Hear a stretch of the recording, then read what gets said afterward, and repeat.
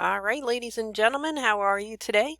We're going to start our next, and in this particular case, our final unit of the year. And this one is about chemical equations. We're going to take a look at why chemical equations exist and what they are used for, and then how not only we use them, but how we can manipulate them as well. So a little bit of review to start off with. It's been a little while since we've talked directly about chemical reactions. That was a couple of chapters ago.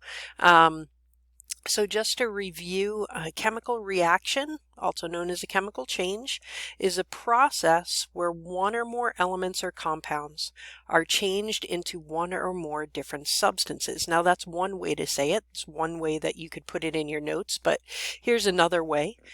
We could also say that it is a process where the original substance changes into a new substance that has new properties. In other words, it acts completely different from the properties of the substances that you started with, the original substances. So when hydrogen and oxygen react and become water, H2O, water is completely different from either hydrogen or oxygen. All right. So if a reaction is happening and you have a substance at the end with totally new properties, then what happened in that reaction? Were there new atoms that were created? Like, do we have different atoms at the end of this process, different elements at the end of this process than the elements that we started with? Are any of those elements or atoms destroyed in the process? You know, blown up, eliminated, whatever? Well, there is a law known as the law of conservation of mass. Sometimes it's also referred to as the law of conservation of matter. And it states that matter is never created or destroyed. So the matter that God created at the beginning is the same matter that we have now. It cannot be created or destroyed during a chemical reaction or a chemical change. So that means that the mass and the types of atoms that make up the reactants, we're going to talk about what that is, must be equal to the mass and the types of atoms that are in the products. So the matter is not created or destroyed. We don't end up with a different type of atom or a different type of element. We don't end up with a different amount of those elements. It's simply that the atoms have been rearranged and recombined. All right, so we are about to take a look at a video that I think really explains this very well. However, I will give you a warning. There are times when it is quite cringeworthy, perhaps, but I appreciate this video, and I hope you do too, on one level, because the information in it is really good, and I think it's explained clearly and well. The second part is I appreciate a fellow science teacher who is not afraid to laugh at themselves. So here we go, or make fun of themselves to a certain extent.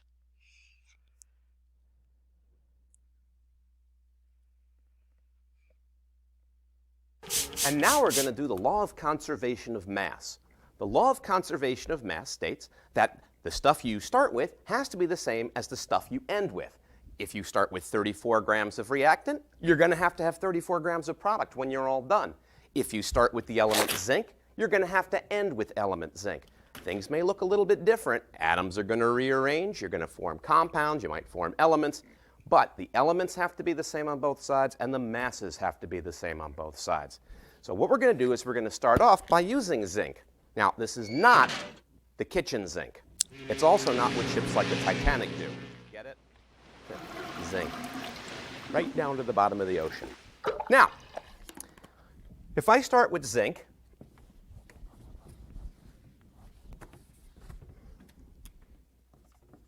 that means I'm going to have to end up with zinc when all is said and done. What am I going to react with this zinc? We're going to have a little hydrochloric acid, HCl. This is the good stuff. Now what this means is that if we're starting with zinc, and we're starting with hydrogen, and we're starting with chlorine, we're going to have to end up with these same three elements on the other side. Let me show you. Before we begin, you must always remember to put on your handy-dandy, spiffy little goggles. Styling. Okay, now into the reaction chamber, we're going to place our zinc. Like so. And I'm going to take some of this zinc and I'm going to place it into this flask. Now mind you, this metal is fairly non-reactive, so it's pretty safe to do it this way. And to that we're going to add our hydrochloric acid. Now an acid is just a gas that's been dissolved in water. So hydrochloric acid is hydrogen chloride gas that's been dissolved in water. And we've got a 6 molar solution of it here, which is half strength, so I've got to be very careful with this. So let's pour this in.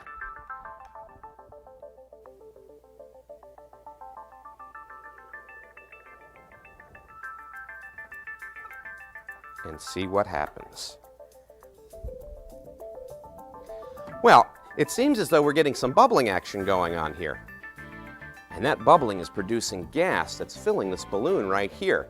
And we're going to try to figure out exactly what kind of gas is in this balloon once it stops filling.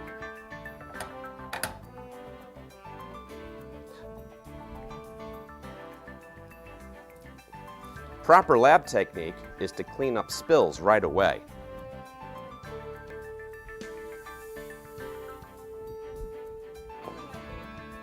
Now, I'm going to have to add a little bit more hydrochloric acid because it looks like I had too much zinc and too little hydrochloric acid. So to do that, I'm going to pinch this off and pour more in. Oh yeah.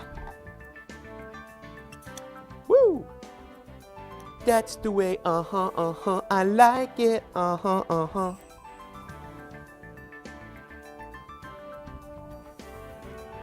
It's interesting to note that chemists also make the best dishwashers. Hey, hurry up, clean those plates! All right, that should be enough. So what I'm going to do is detach the balloon.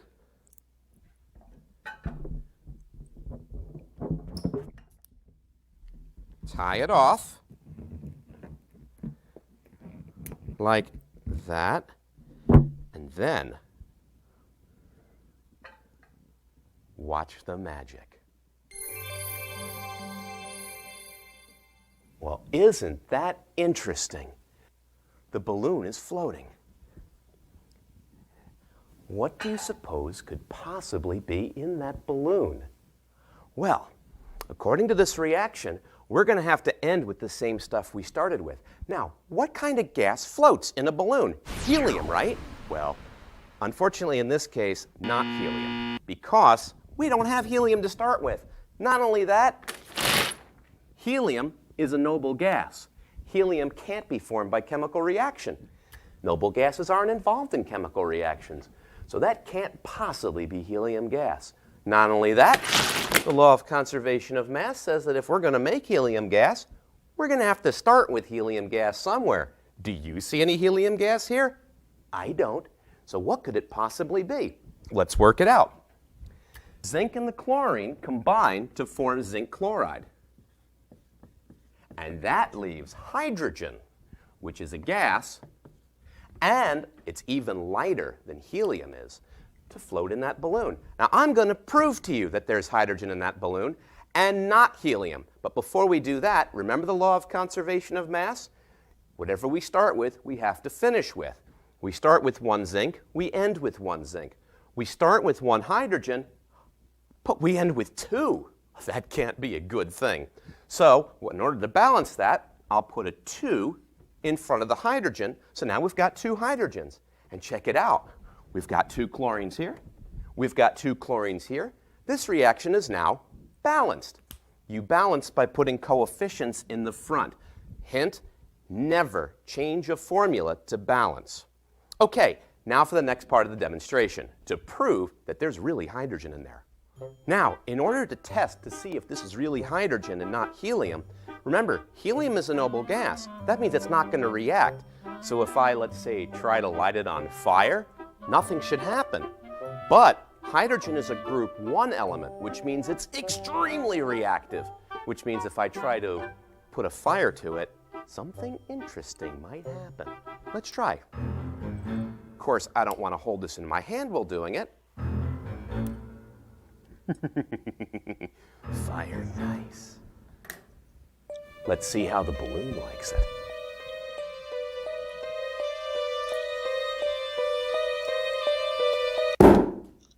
And this is why you don't want to try this at home. Happy birthday! All right, so ladies and gentlemen, yeah, it has its moments, but I really do enjoy that video. That's actually a lab that I have always wanted to do in class, have never quite dared to, and I'm not sure that the fire department would be too happy with me if I tried it, but it is a really neat way to show the law of conservation of mass. So now we're going to take a look at a couple of vocabulary words. We're looking at the words reactant, which you have been introduced to over the last few minutes, both before the video and during, and then the word product as well. The reactant is whatever the original substance or substances were before a chemical reaction actually takes place. So these are the substances that are going to react together, or there are types of chemical reactions, and we're not going to have a chance this year to talk too much about this, but there are types of chemical reactions where you're not putting substances together to cause a reaction, but instead a substance breaks down into different parts and forms different substances when that happens. So the reactant is what you start with.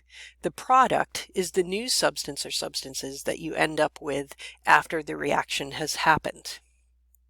All right, so if we had a chemical equation where we had A reacting with B. Now, this is kind of like algebra here, in that the A and B just stand for whatever random elements. The A is not for a particular element. The B is not for a particular element. It's not an element symbol in this case.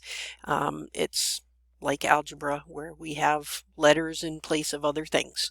So if A reacts with B, then that yields or gives off AB.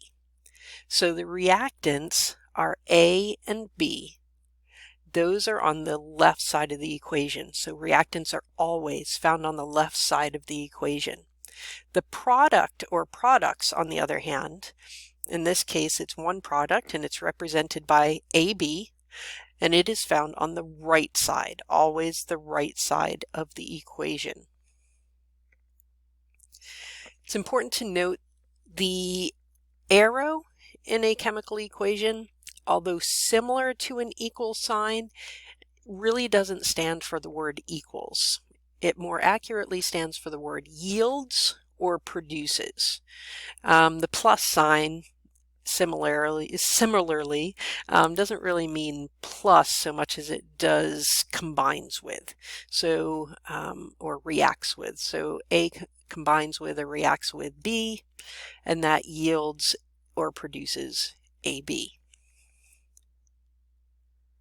All right, so let's take a look at this reaction that was talked about in the video. So hydrochloric acid, that is a pretty strong acid, a pretty dangerous acid. Frankly, the fact that he wasn't wearing gloves or an apron to me is a little disturbing. I'm glad that he was wearing the goggles because he could do serious damage to his eyes if that hydrochloric acid splashed into his eyes. It's really not safe for skin either. But anyways, hydrochloric acid, when you add that to zinc metal, produces bubbling. there was also a temperature increase. He didn't really talk about that, but there is a temperature increase during that reaction as well.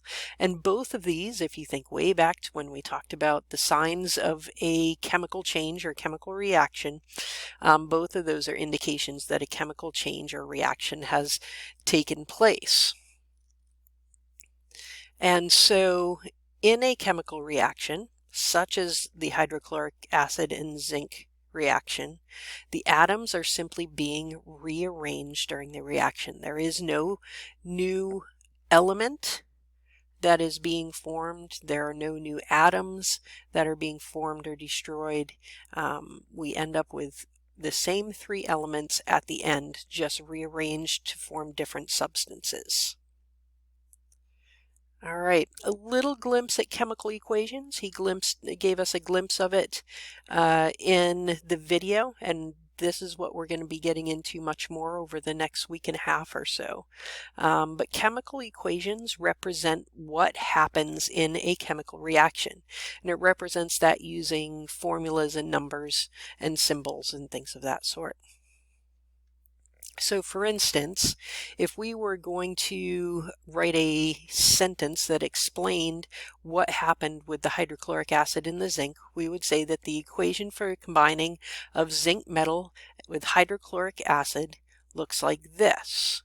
Okay, and it looks like 2 HCl plus zinc, and he had those two reactants reversed in his equation. He had zinc combined with or added to 2 HCl, yields or produces H2 and zinc chloride, or ZnCl2. All right, so again, we have on the left side, we have our reactants. On the right side, we have our products.